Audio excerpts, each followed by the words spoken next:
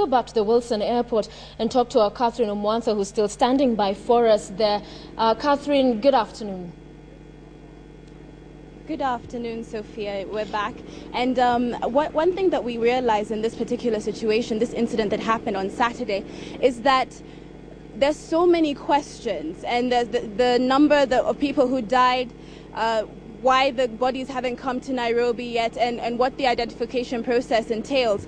So we have here with us Cyrus Ombati, who is our senior crime reporter, and he can probably answer some of those questions for us. Cyrus, could you tell us probably why the discrepancies in the numbers according to the death toll? We were being told that there were around 107 officers who were in the operation, and out of these, only 50 went back to the police station after being attacked.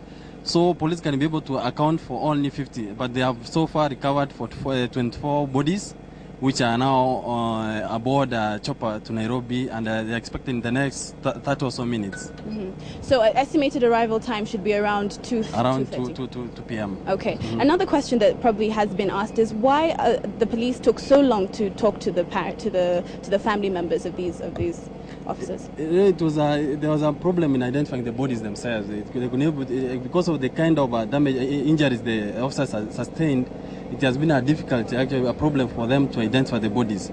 So it took time for even the officers who were on the ground to know who and who was missing among the guys who were on the ground in the operation, and who was injured, who was in the hospital, and who is dead. So it has been a problem, a challenge to them. Mm-hmm. Mm-hmm. There are also claims that most of these 107 officers were newbies. They were rookies. They didn't know the terrain. They didn't have weapons. Is that true? Actually, it's true. They're saying almost half of them are actually graduated from either at the Ministry Police Training College or Kiganjo Police Division, Police Training College rather.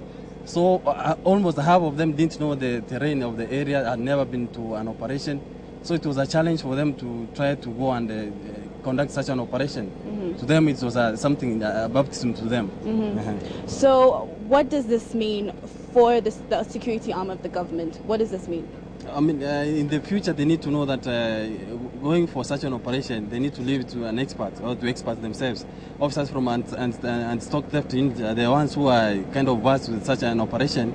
They could have done it better other than trying to involve other officers from other areas, as they always do, to conduct such an operation. That's why they are being hit so much hardly. Mm-hmm. Sure. Mm-hmm. Okay, that was our senior reporter from the Standard newspaper, Cyrus Ombati, who normally who specializes in crime and investigative stories.